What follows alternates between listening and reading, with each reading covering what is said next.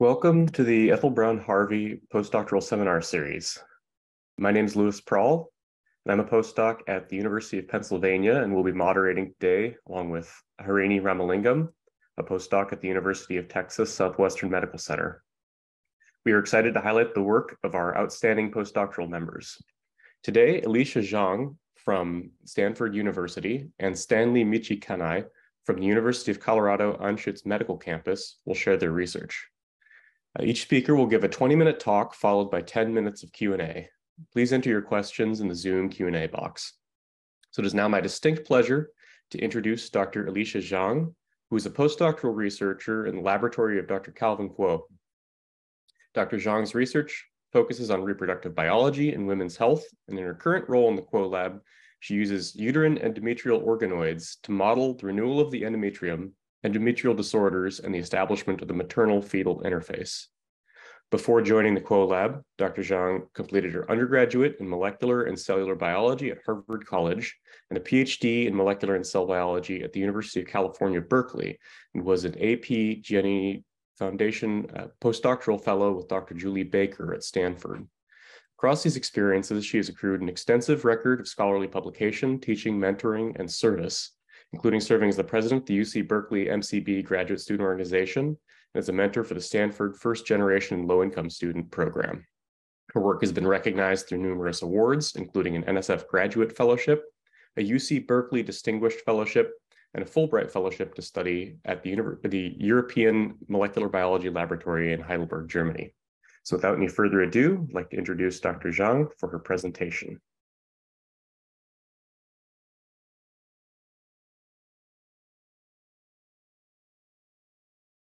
Thank you so much, Louis. Sorry, I was trying to find the unmute button. That was a really nice introduction. I appreciate that. And thank you all for being here today at my talk. I'm really excited for today's opportunity to tell you about my work on the establishment and maintenance of the maternal-fetal interface with a special focus on the impact of uterine injury in this process.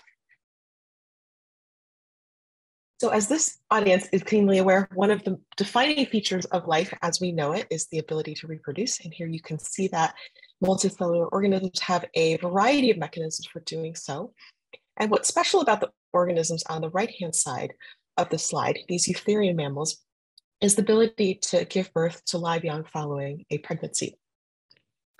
What I'm really interested in terms of pregnancy is that it's this incredibly intimate but transient physical connection between two individuals via a very complex maternal-fetal interface that I will describe more in a few slides. And so both maternal and fetal factors, of course, are responsible for contributing to this maternal-fetal interface and for a healthy pregnancy to move forward. And when complications appear, this can often have very devastating consequences both for mother and baby. So on the maternal side of the equation, worldwide, there's about a 1 in 200 lifetime risk of maternal death. It can be even 10 times higher than that in low-income countries. Not much better in high-income nations, where we still continue to see very high maternal deaths, particularly in, for example, African-American populations. And in addition to the mortality part of the equation, sort of under the iceberg, the hidden part of the iceberg is that there are many near misses that can occur. So for example, prepartum, there are conditions such as infertility, miscarriage that can arise, preeclampsia. And as I'll get into later today, placenta previa and accreta. And then on the fetal side of the equation, worldwide mortality remains at about 1 in 20, so very high. In utero, things like preterm birth, fetal growth restriction can crop up. And one thing that I'd like to highlight is that certain maternal postpartum conditions like cardiovascular disease, as well as fetal conditions like schizophrenia and autism, are believed to have their roots in utero. And so really, a healthy pregnancy can set the stage for lifelong health. So the overarching question of my research then is, how do maternal tissues and embryos engage with each other? And so, of course, it probably goes without saying that the uterus is absolutely central to this particular question of reproduction. So the uterus in humans is this very dynamic and regenerative organ that consists of this outer muscle wall known as the myometrium and this inner lining known as the endometrium. And what is particularly remarkable to me is just how dynamic this endometrium is over the course of the menstrual cycle. And then also during pregnancy, it is further complex in that it is able to convert via a process known as decidualization to accommodate the implanting embryo and further growth. And so within the uterus, pregnancy really begins at implantation, at which time the embryo burrows itself into this inner lining, the endometrium, and converts it into something known as the decidua. And as gestation continues, the placenta takes form primarily from these embryonically derived trophoblasts. Now, the uterus can exert different forms of control during pregnancy. And so here I'm showing an example of that, of spatial control, in which in humans, the embryo tends to implant towards the top of the uterus and in the back.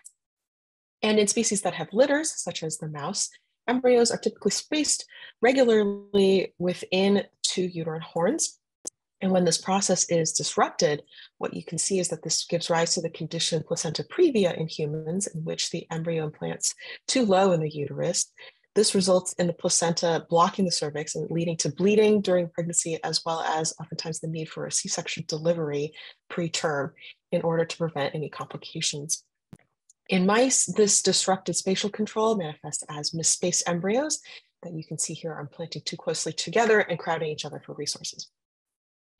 And then later in gestation, during placentation, there's this very careful dialogue between the uterus and invading trophoblasts, such that they migrate through the decidual layer, part of the way into the myometrium, and then also into the walls of the maternal spiral arteries in order to remodel them to allow maternal blood flow in for nutrient and gas exchange within the placenta. And this is driven primarily by this population of cells known as the invasive extravillous trophoblasts, or EVTs. And this very intricate control of trophoblast invasion is often disrupted in many diseases, one of which is known as placenta accreta, and also this sort of placenta accreta spectrum of diseases, one would say. And so in this situation, the placenta overinvades, sometimes all the way through the uterus and even into neighboring organs like the bladder. And this can have very serious consequences like maternal hemorrhage during delivery, but often also necessitates a C-section hysterectomy in order to prevent that, leading to preterm birth as well.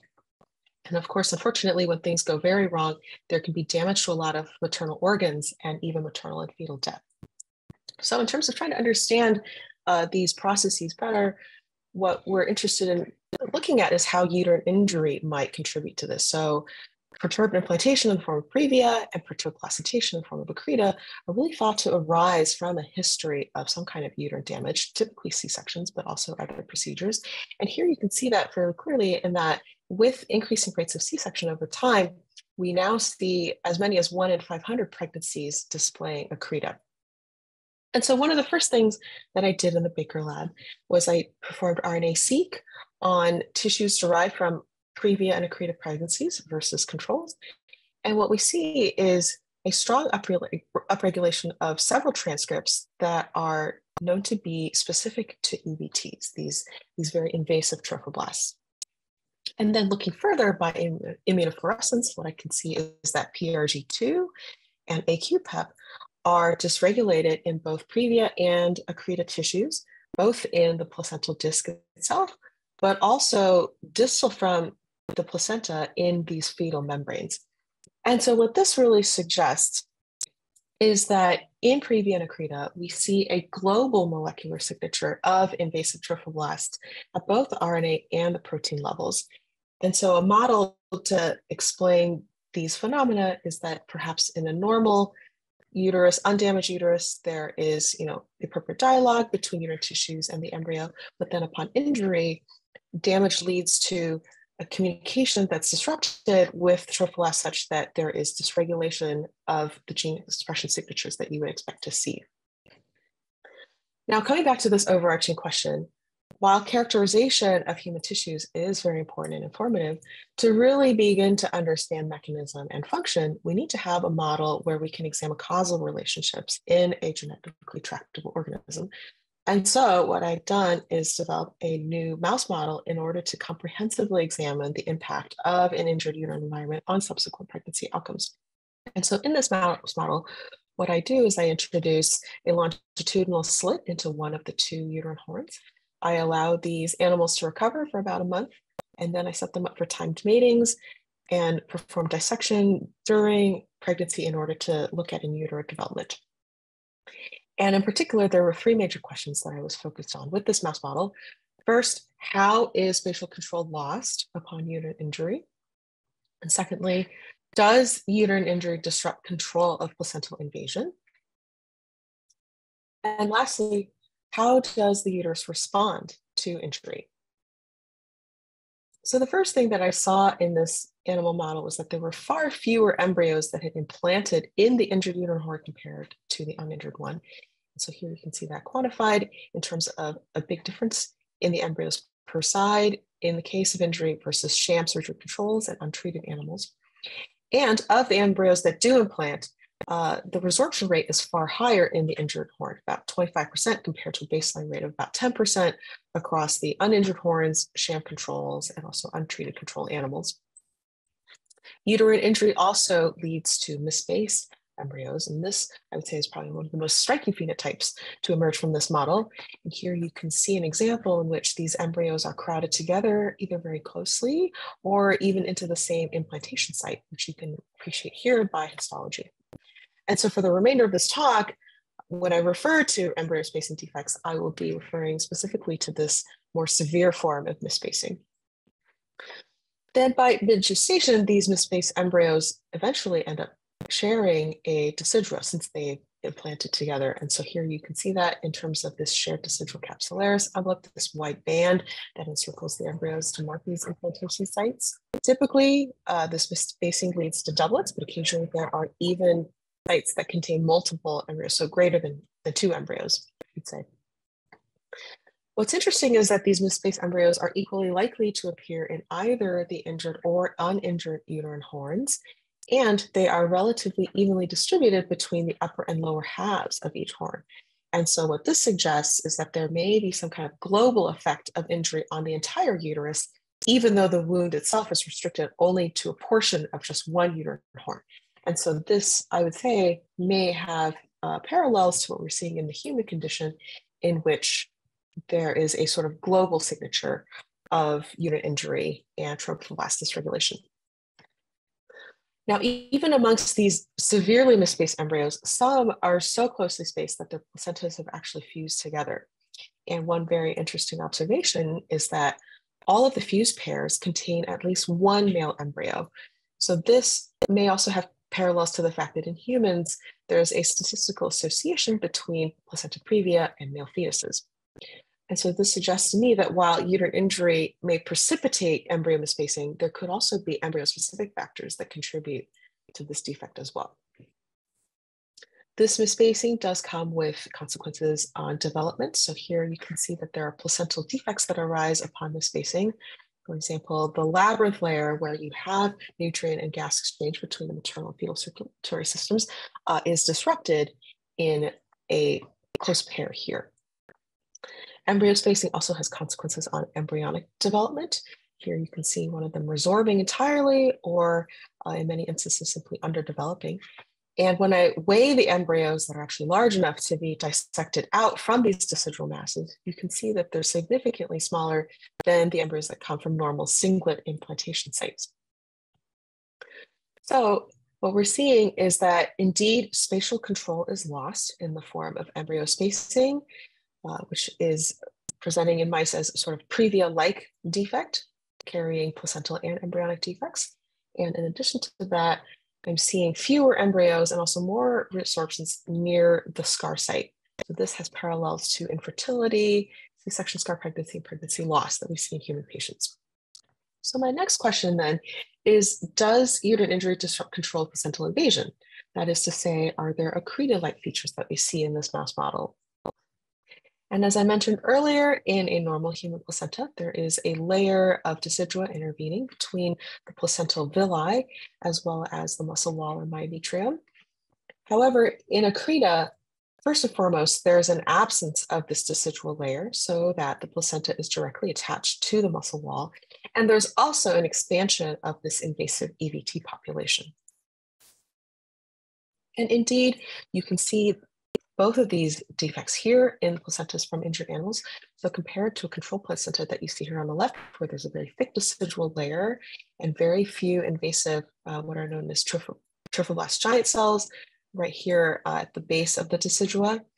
In about 17% of the placentas that I looked at by histology from injured dams, I instead see very little decidua remaining, as well as a huge expansion in both the number and the size of these invasive trophoblast giant cells, or TGCs, which I thought to be the equivalent of EVTs in humans. And so what this means is that uterine injury is disrupting control of placental invasion in the form of leading to thin decidua and an expansion of invasive TGCs. And so for the last question that I was interested in is, how does the uterus actually respond to injury? And one of the first things that I noticed was that there was some variability in the embryo spacing phenotype that I was seeing. So there was incomplete penetrance, and that fewer than half of the dams were actually exhibiting these defects. And the hypothesis then was that perhaps the estrous cycle was impacting recovery from injury and therefore leading to this incomplete penetrance. So the estrous cycle is I would say the equivalent of the menstrual cycle in mice, in that under the control of fluctuating levels of female sex hormones, you have 4 distinct phases known as proestrus, estrus, medestrus, and diestrus that are also reflected in terms of very distinct morphological features of the uterus. And so when we break down this phenotype of embryo misspacing by estrus phase, what you can see is that in contrast to animals that were operated on during diestrus, in which nearly all of them display embryo misspacing, none of the estrus injured dams displayed any embryo misspacing at all. And importantly, this difference was also statistically significant in comparing with diestrus sham control surgeries, all sham surgeries across all phases, as well as untreated animals. And if I look further in terms of the length of time of recovery of these animals in comparison to whether they display these misspaced decidual masses or not, you can see that even after 4 months of recovery, there are still embryo spacing defects that are appearing. And so what could be responsible for these differential effects? One idea is that perhaps there are differences in how the uterus responds, it heals after injury in these different estrus phases. And so here you can see that at day 3 post-injury, even though in diestrus injured animals, the horn is still completely open at this point, in contrast to that, in an estrus injured animal, the uterus has already begun to close, the scar site has formed, this is largely healed. And over the course of the next several days, you can see that the scarring continues to be less in the estrus injured versus diestrus injured animals. But interestingly, by 1 month post-surgery, you can see that, oops, my apologies. You can see that the scar site has largely closed in both diestrus and estrus injured animals. And so this suggests that any sign of the former damage is manifested perhaps not at the structural level, but something molecularly. And so to test this idea, what I did was I performed RNA-seq on injured and uninjured horns from estrus, diestrus injured animals, as well as from both horns of control animals. And what you can see in this PCA plot is that after correcting for inter-animal variability, there's a clear signature of injury along the principal component. And as you would expect, the diestrus injured horns are much more different from their corresponding uninjured counterparts compared to the estrus injured animals. And so to look at what some of these genes are that are specific to diestrus injured horns, it turns out that many of these differentially expressed genes are components of the COX pathway. And so this is obviously a very complex pathway that does play a key role in pregnancy. And in particular, what this pathway is responsible for is generating downstream prostaglandins that regulate things like uterine contraction. And so this is particularly exciting because with these genes that are dysregulated, some of which are known by knockout to impact embryo spacing, we can begin to piece together this model in which uterine injury results in a COX pathway perturbation that then eventually manifests as uterine contractile dysfunction, leading to embryos becoming misspaced throughout the entire uterus. So what I've just shown you here is that diestrous but not estrous injuries lead to embryo misspacing, and that diestrous injuries heal more slowly and also result in COX pathway dysregulation that could be responsible for the phenotype that we are seeing. So to sum up, the next steps that I'd like to take with this work here would be to look at two major directions.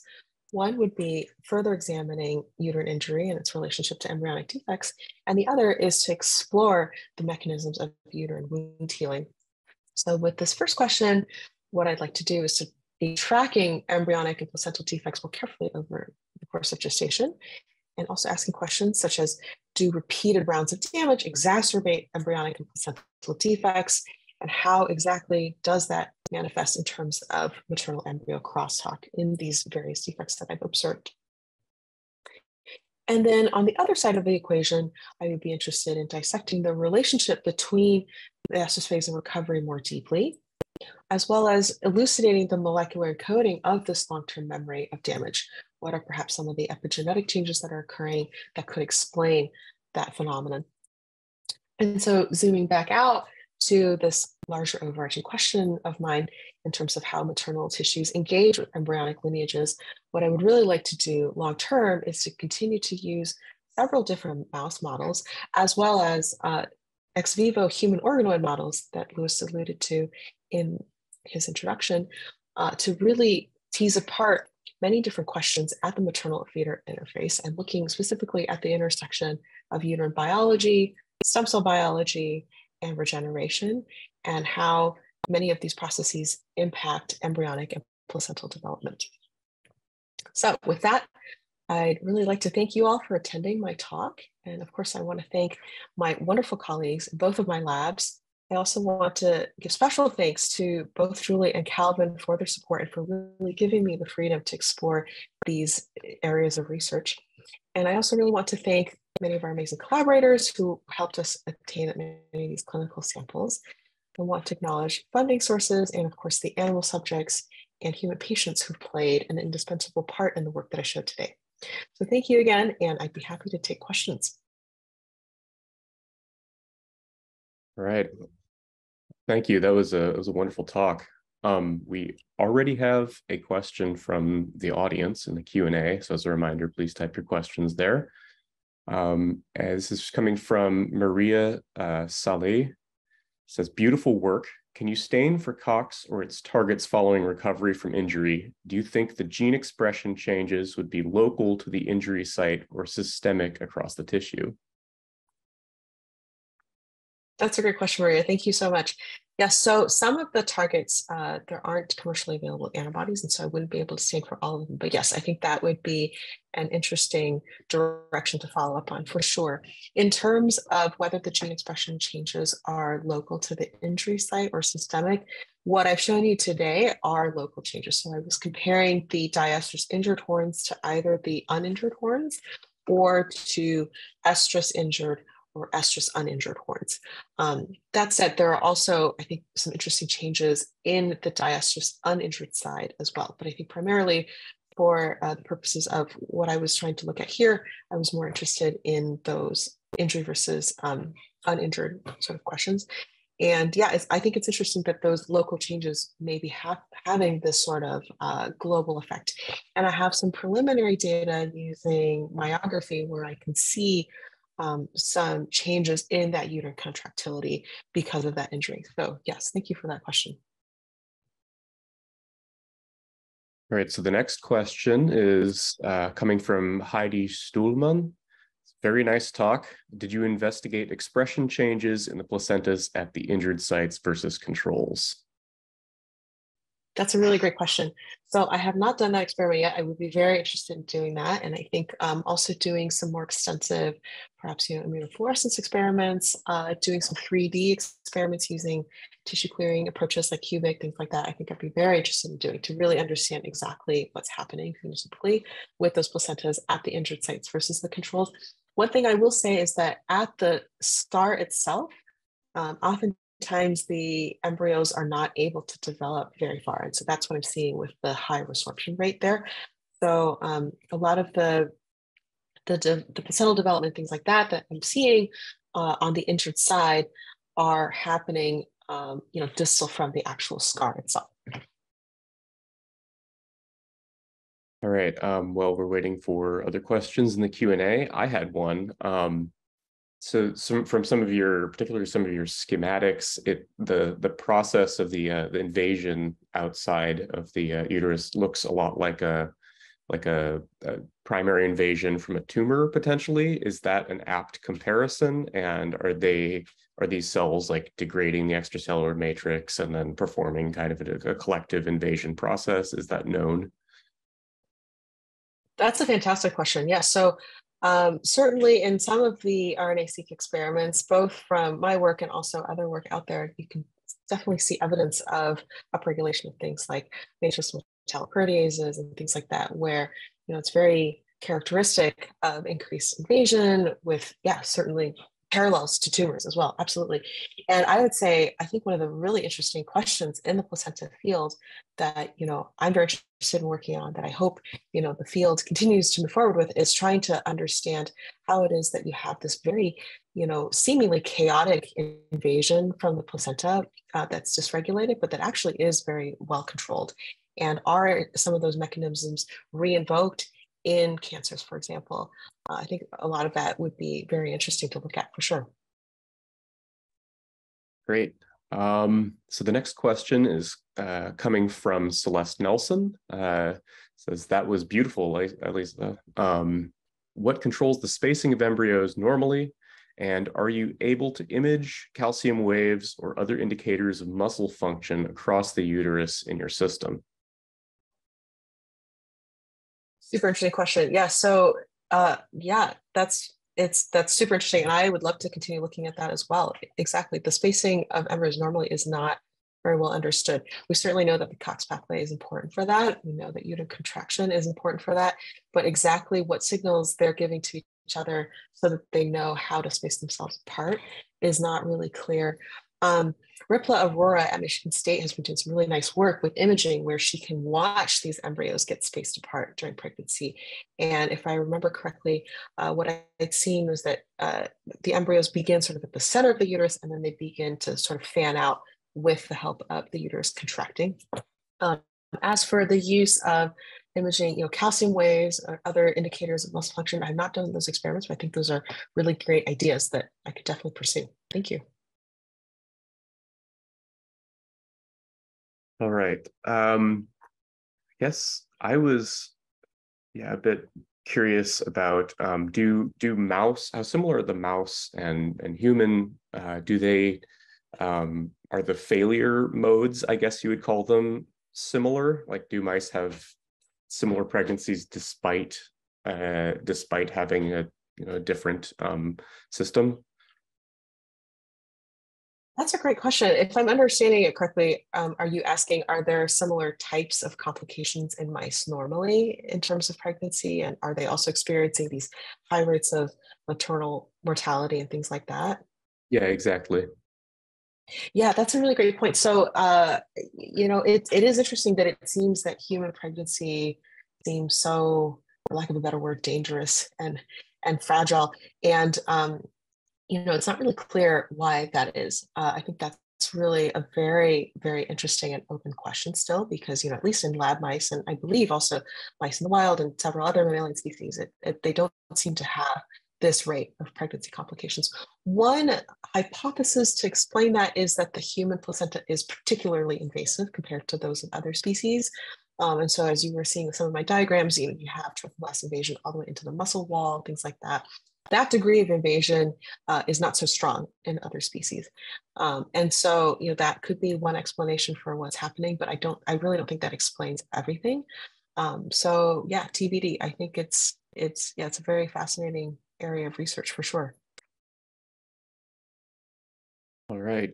Unless we have any more questions coming in just before the buzzer, I guess I will take one more opportunity to thank Dr. Zhang for a really wonderful presentation. And I can now turn this over to the co-moderator to introduce the second speaker. Our next speaker is Stanley Michi Kanai. Michi is a NRSAF 32 postdoctoral fellow. Michi received his undergraduate degree in neuroscience and physiology from the University of California, San Diego. He received his PhD from Washington University in St. Louis in the laboratory of Dr. Ken Bloomer. He studied the mechanisms of G protein regulation by RGS proteins and small molecule inhibitors. After graduation, Michi went to the University of Colorado Anschutz Medical Campus for his postdoctoral training in the lab of Dr. David Couthier. Michi is also co-mentored by Dr. Jamie Nichols. Michi's research draws on the mouse expertise of the Couthier lab and the zebrafish expertise of the Nichols lab. He investigates conserved mechanisms in craniofacial development. Today, Michi will talk to us about his work that uses the zebrafish model to understand the role of G proteins in lower jaw development. Over to Michi. Thank you, Harini, for that introduction. First I want to start by thanking the organizers for giving me this opportunity to share my work with the SDB community. I also want to thank you all for tuning in today. And so I'm just going to jump right in. Let's see. All right, so the development of the vertebrate craniofacial skeleton requires precise coordination of many cell and tissue types. And among these, the cranial neural crest population is very important because they contribute to many bone and cartilage elements. And so to get from this embryonic state to this complete skeleton, the neural crest cells will migrate from the neural tube to get to their respective target tissue, where they will adopt appropriate cell fates. And then they will subsequently contribute to the morphogenesis of these various structures. And underlying all of these processes are extracellular signaling cues and gene regulatory networks. And so the Clothier lab and the Nichols lab are interested in endothelin receptor type A and its ligand endothelin 1, and their role in establishing the mandibular fate of cranial crest cells. Now, eDNRA is a G protein coupled receptor, and the majority of downstream signals are mediated by heterotrymic G proteins. And my work will focus specifically on the role of G proteins that mediate this process. And so the role of endothelin signaling in lower jaw development has been firmly established for over decades of research. And also there's a mountain of evidence that indicates this mechanism is likely conserved in all jawed vertebrates, from sharks to humans. So here is a classic eDNRA knockout mouse model showing that the homozygous animal has severe retrognathia or shortened lower jaw. And here's the classic endothelin 1 mutant called the sucker allele, which results in the absence of the lower jaw. And we now understand that these phenotypes are caused by patterning defects to the primordial lower jaw tissue, the first pharyngeal arch. And this is caused by neural crest cells failing to adopt mandibular identity. And in humans, a loss of endothelin signaling results in various forms of craniofacial anomalies, including auricular condylar syndrome. And while these are syndromic disorders and each have their unique features, they all have in common defects to the lower jaw and middle ear structures, similar to the animal models for EDN1 or eDNRA. And although we've learned a lot about how endothelin drives lower jaw development, and there are still many aspects that we don't understand. And I think by going after these questions, it will present opportunities to improve the diagnosis and care of these types of disorders. And so I'd like to spend the next several slides taking a deep dive into the cellular and molecular mechanisms of lower jaw development that's driven by endothelin signaling.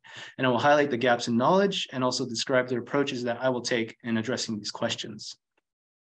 All right, and so since my work will be done in zebrafish, here I'm using the zebrafish embryo to illustrate the steps in lower jaw development. And so this process begins very early, and it begins when the neural crest cells migrate from the neural tube to the pharyngeal arches 1 and 2. And in zebrafish, this begins around 15 to 16 hours post-fertilization. And so fast forward to 24 hours when migration is completed, these neural crest cells express two paralogs for eDNRA, eDNRA-A and eDNRA-B. And EDN1 is expressed on the ventral ectoderm. And so EDN1 is secreted from the ventral side and acts on the neural crest population in the pharyngeal arches. And this leads to the upregulation of many endothelium-dependent patterning genes in the pharyngeal arches.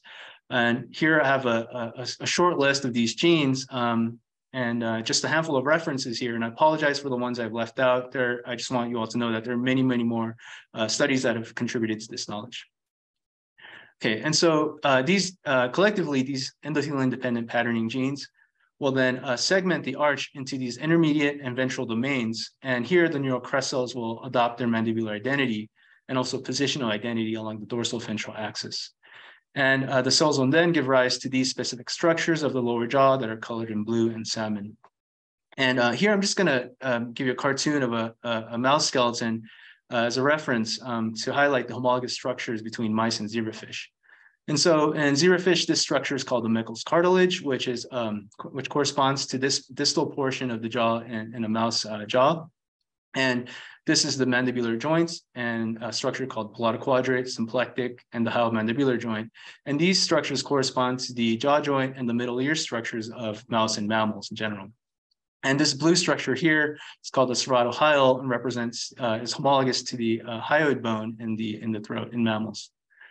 All right, and so in addition to endothelium dependent genes, there are endothelium independent genes in the dorsal part of the arch. And these establish the dorsal identity.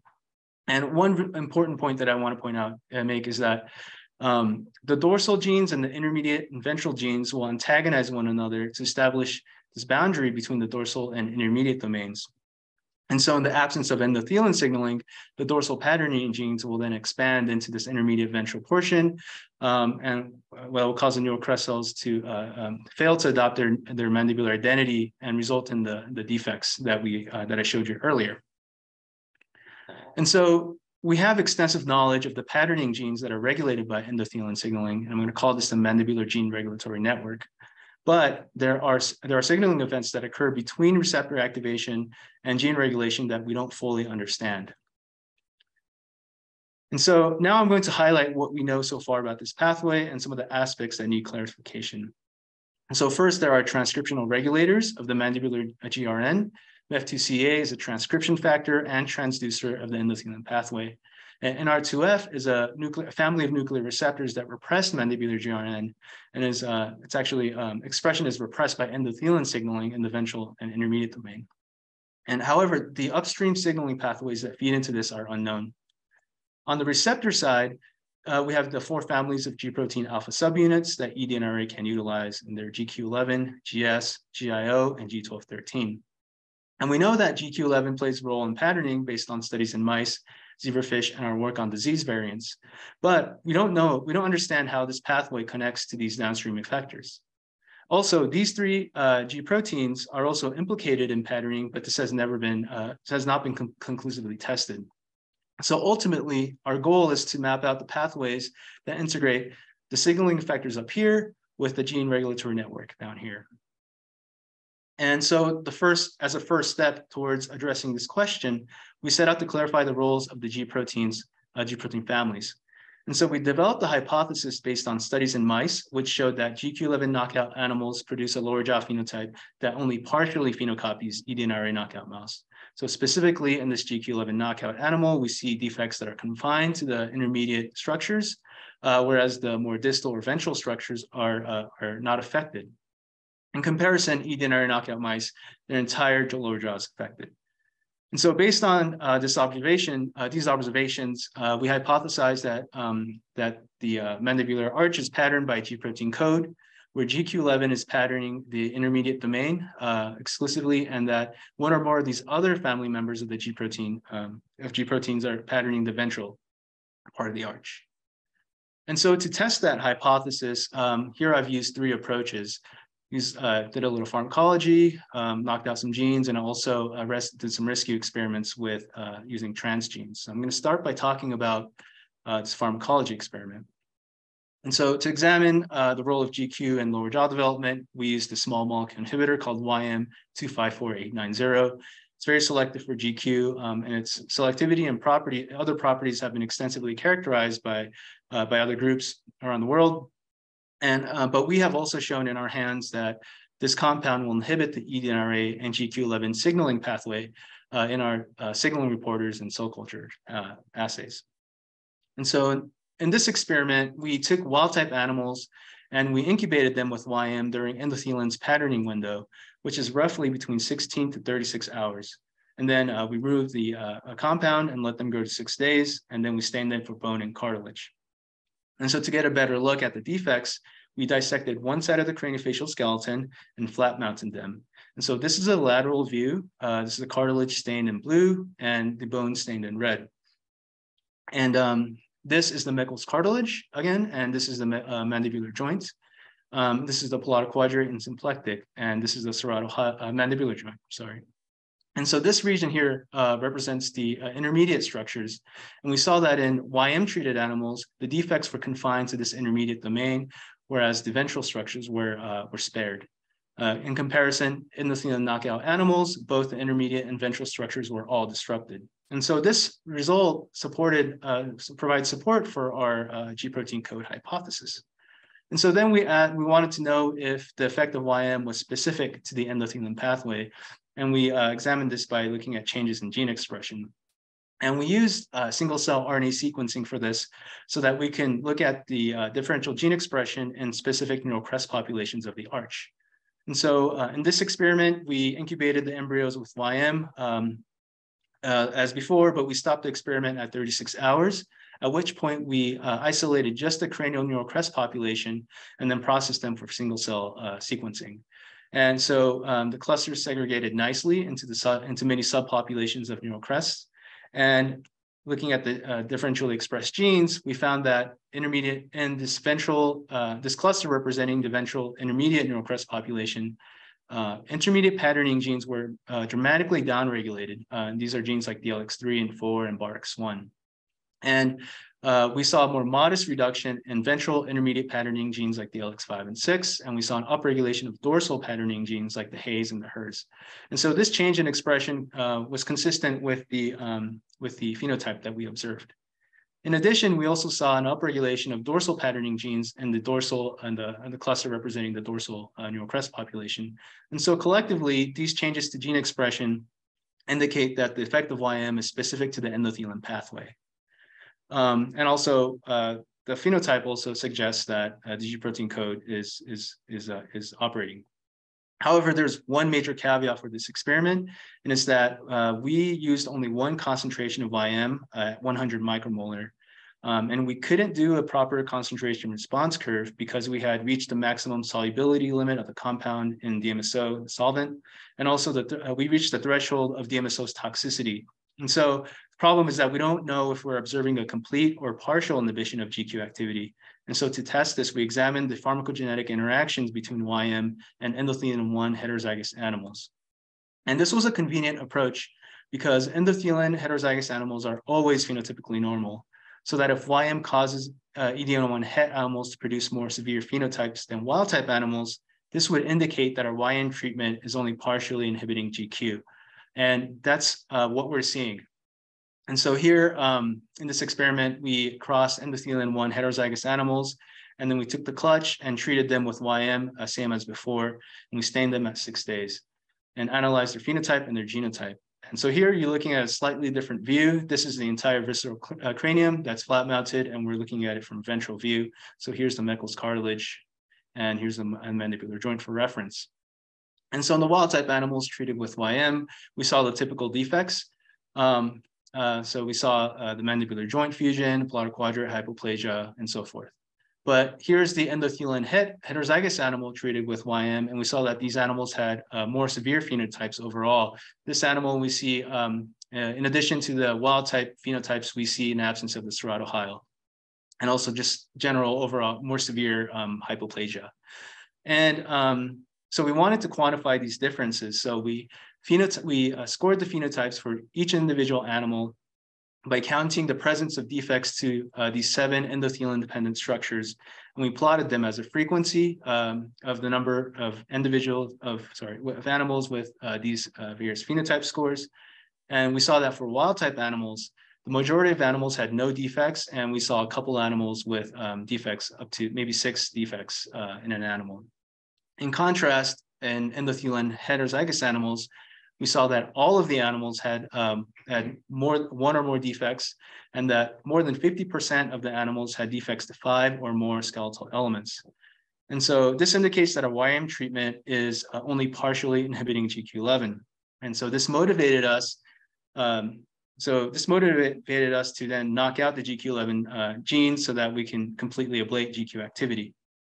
And so in zebrafish, there are many genes in the GQ11 family, but we focused on these 3 up here: GNAQ, GNA11A, and GNA11B.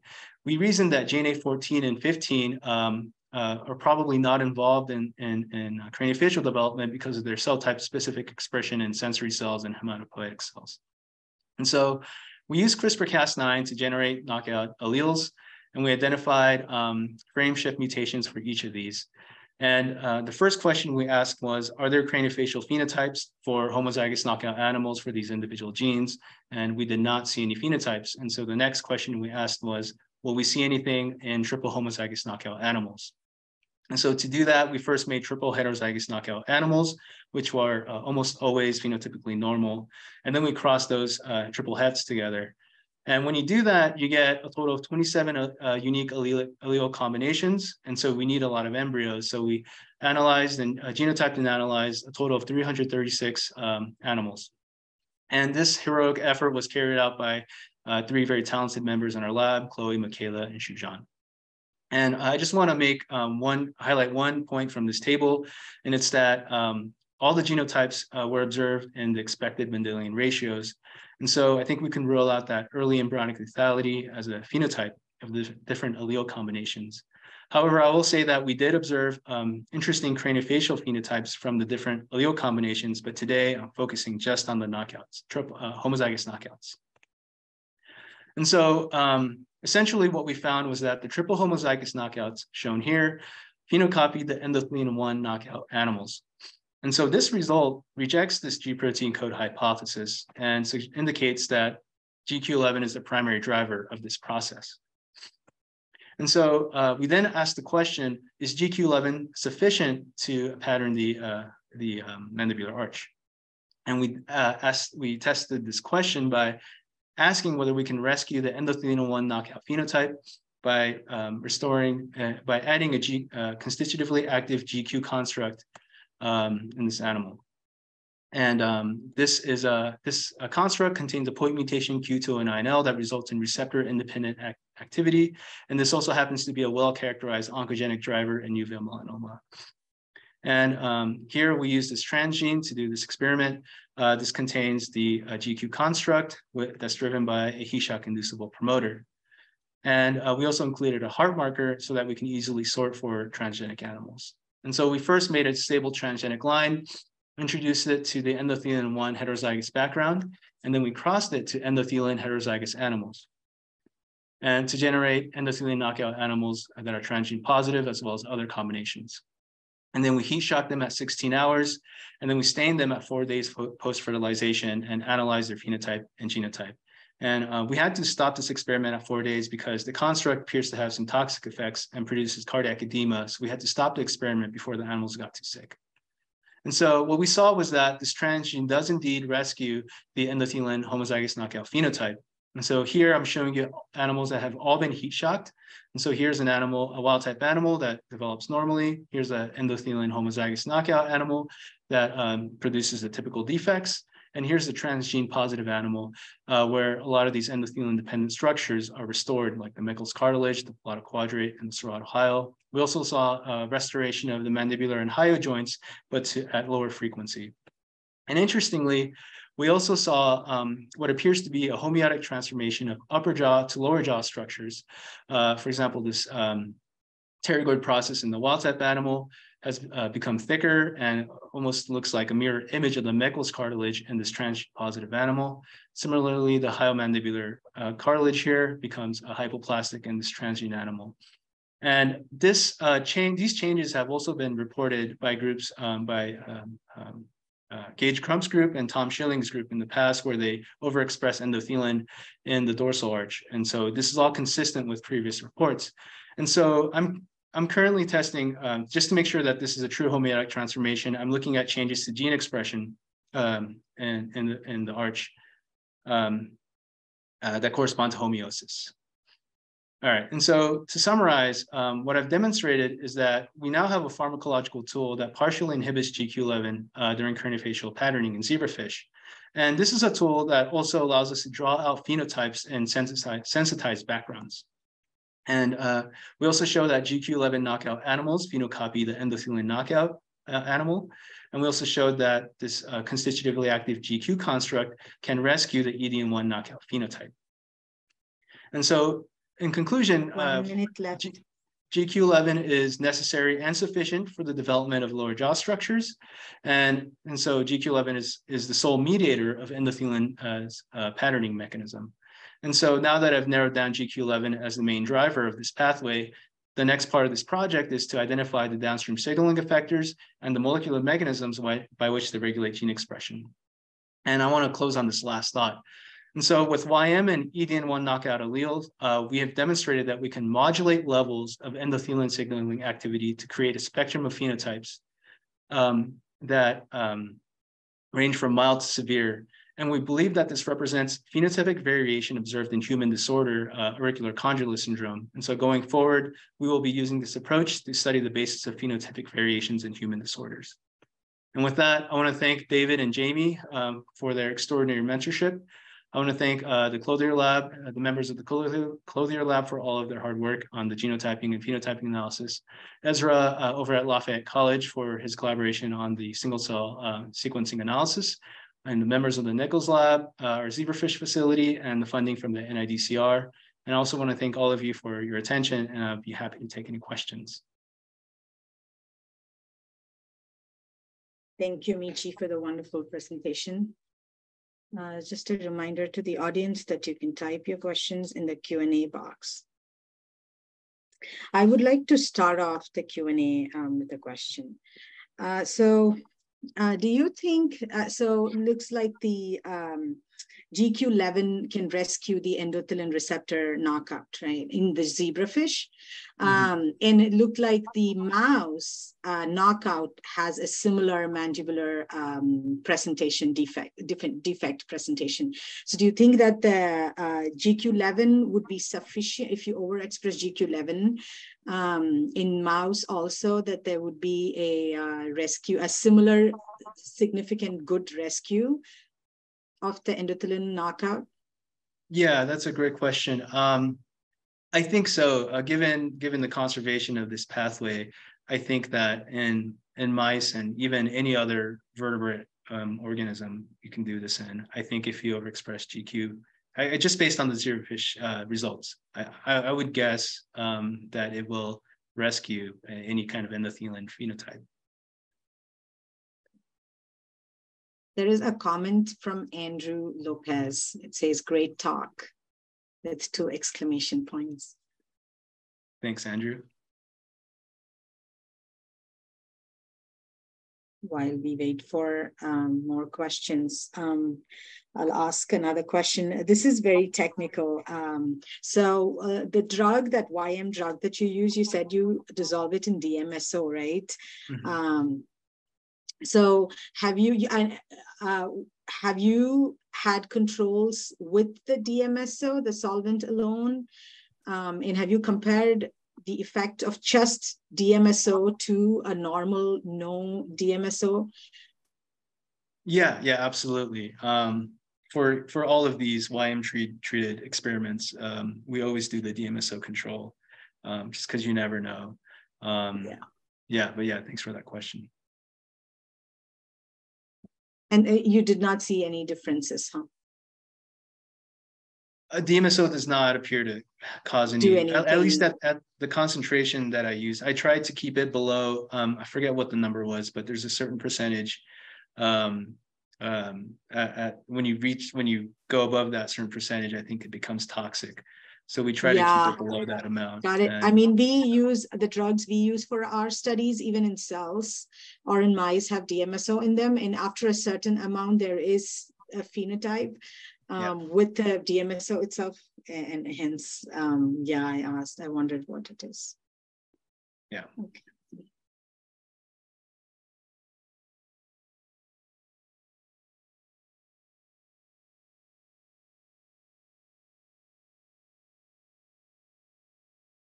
So there is a question from Elisa, our first speaker.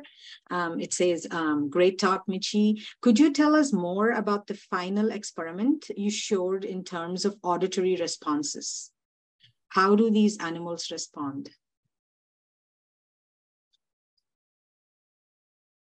So for the final experiment, I'm assuming it's the rescue experiment.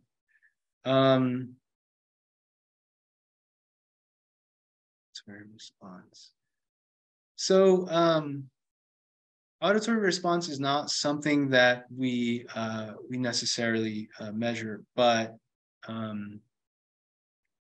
one thought is that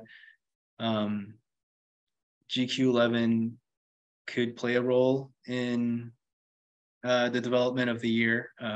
So in mammals, at least, that have a middle ear, endothelin is responsible for the development of that middle ear structure. And in humans who have endothelin-related disorders, they often have conductive hearing loss, and they need things like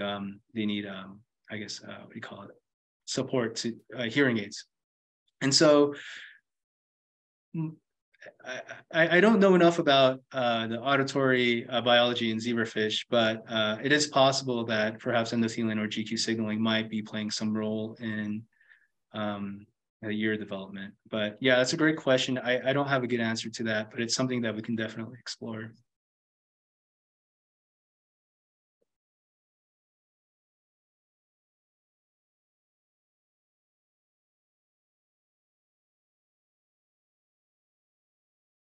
Be late for two more minutes to see if there's any more questions.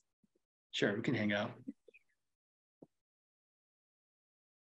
I actually have a question which I'm very curious about. Okay. I'm a big fan of developmental biology and why we are here. I'm here. So does this endothelin have roles in the anterior posterior patterning as well? So endothelin does not play a role in anterior posterior. Its role is mainly dorsal ventral.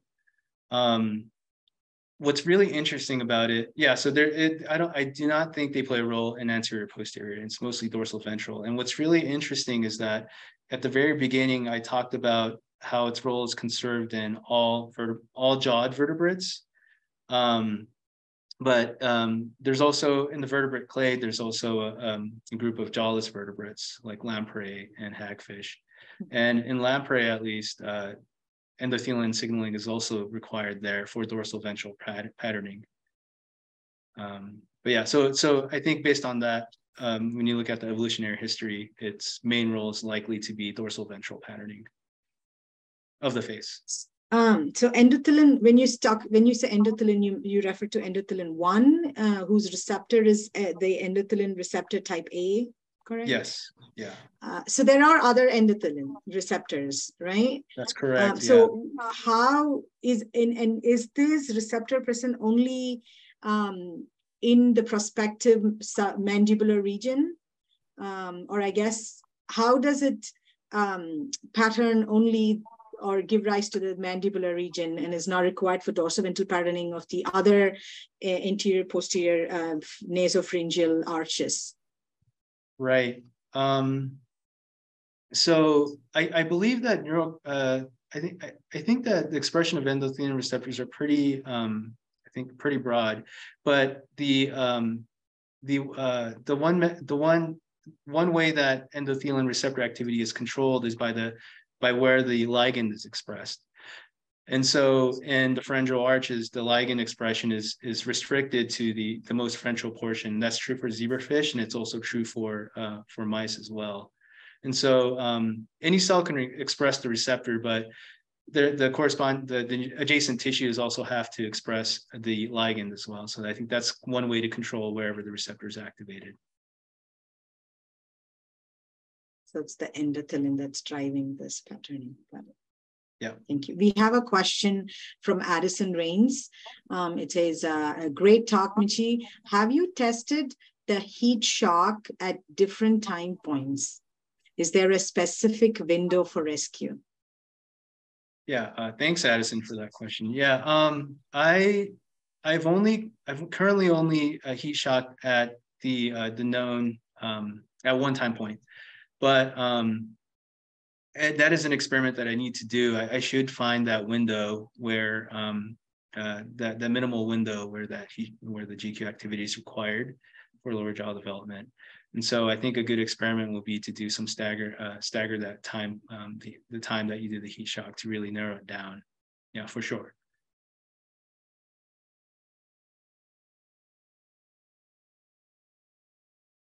Okay, I think we come to the end of the Q&A session. Thank you, Elisa Zhang and Stanley Michi Kanai, for your excellent talks. This seminar has been recorded and will be available on the SDB website next week. This is the last Ethel Browne Harvey postdoctoral seminar of the season, and we want to thank all of the postdocs who presented and moderated this past year. All of their talks are available on the SDB website. The next season of the Ethel Browne Harvey postdoctoral seminar will kick off on September 8th, and applications will open in June. Thank you all for coming.